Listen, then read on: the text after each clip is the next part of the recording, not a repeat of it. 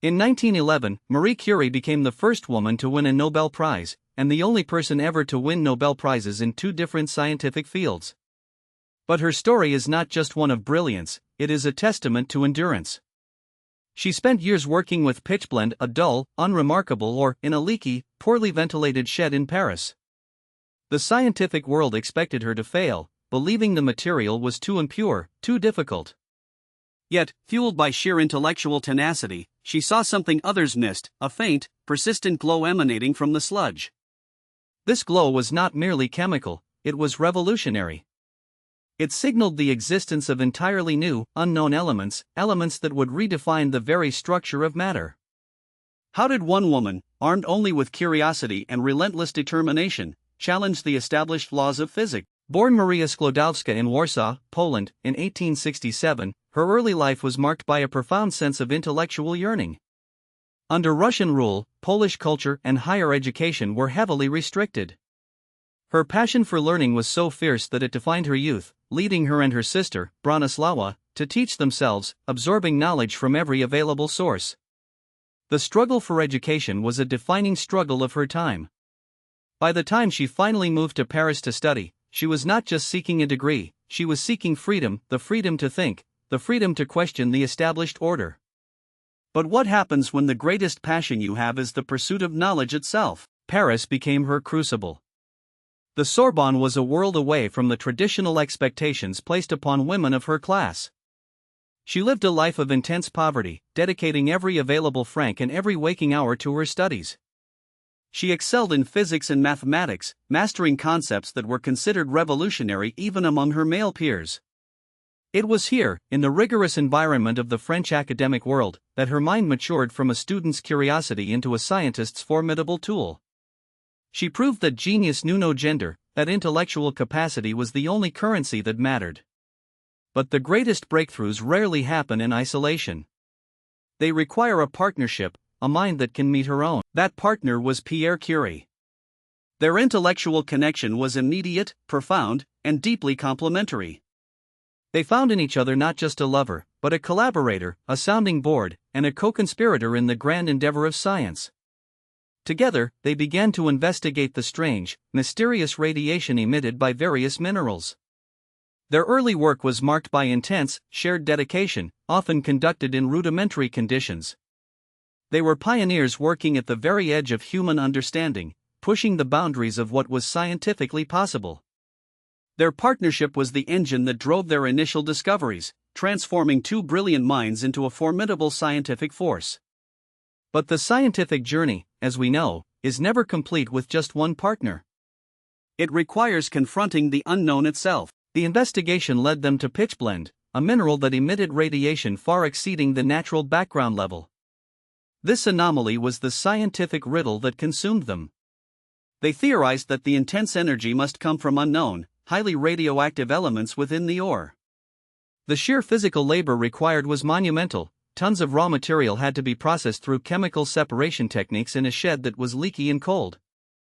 This was not the clean, controlled environment of modern labs, it was a grueling, physical fight against chemical odds. They were not just scientists, they were industrial chemists, literally boiling away their own sweat and exhaustion to find the source of the glow. This dedication led to the first monumental announcement of polonium, named in honor of her homeland. But the initial success only opened the door to a greater, more potent mystery. The greatest challenge came with the realization that polonium was merely a herald. The true source of the intense radiation, the element that would change medicine forever, was radium. The process of isolating pure radium salts was agonizingly slow, requiring years of chemical precipitation and crystallization. They had to process hundreds of tons of ore to extract mere milligrams of the element. This was a battle of attrition against the physical world, a monumental effort of human will against chemical inertia. The discovery of radium marked a profound shift in human understanding of energy. It wasn't just a chemical, it was an energy source, a glowing, powerful mystery. What did this new, glowing power mean for humanity's future? The world recognized the magnitude of their achievement in 1903, awarding the Nobel Prize in Physics. It was a global acknowledgement of their groundbreaking work on radioactivity. This prize, shared with Henri Becquerel, cemented Marie and Pierre Curie's place in scientific history. The recognition was a triumph, but it also brought with it the immense responsibility of the scientific pioneer. The scientific community was captivated, yet unprepared, for the practical implications of their findings. They had shown the world that invisible energy could exist and could be harnessed. This success, however, would soon be tested not by the Academy, but by the demands of war. When the Great War erupted, the scientific curiosity of Marie Curie shifted into urgent, practical application. She realized that the radiation they had discovered could be used to locate shrapnel and foreign materials inside wounded soldiers. She pioneered the use of mobile X-ray units, the petites curies, driving them to the front lines. She was no longer confined to the laboratory, she was on the battlefield, directing equipment, training technicians, and saving lives with the power of science. This commitment was extraordinary. It demonstrated that her discoveries were not mere academic curiosities, they were life-saving tools. But the war eventually ended, and the scientific world, craving stability, began to focus on a new, different kind of recognition. The year 1911 brought the second Nobel Prize, this time in chemistry, solely for Marie. This time, the award recognized her work in isolating pure radium and determining its atomic weight. It was a solitary victory, a recognition of her singular, enduring contribution. Yet, this period of heightened fame was also one of intense personal scrutiny. The press, captivated by her brilliance, often focused on her personal life, creating a storm of public expectation and invasive gossip. She found herself caught between the scientific spotlight and the unforgiving glare of public opinion. How does a revolutionary mind navigate the treacherous intersection of genius and public scandal? The cost of this pioneering life was immense. Radium, the element that gave her name and defined her era, was also a poison. She worked with it constantly, handling it without the safety protocols of today, exposing herself to lethal doses over decades. She suffered chronic illness, and eventually, the insidious effects of radiation claimed her life. Her dedication was total, a sacrifice that modern science can barely comprehend. Yet, even in her final years, her commitment remained absolute, viewing her research not as a career, but as a sacred duty to humanity.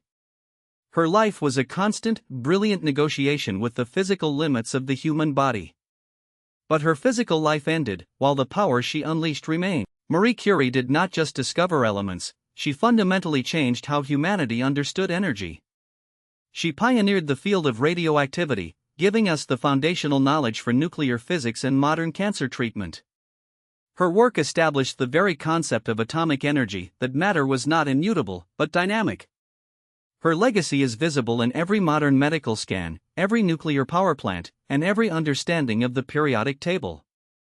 She forced the world to confront the invisible forces that govern matter, opening up entirely new frontiers of scientific possibility.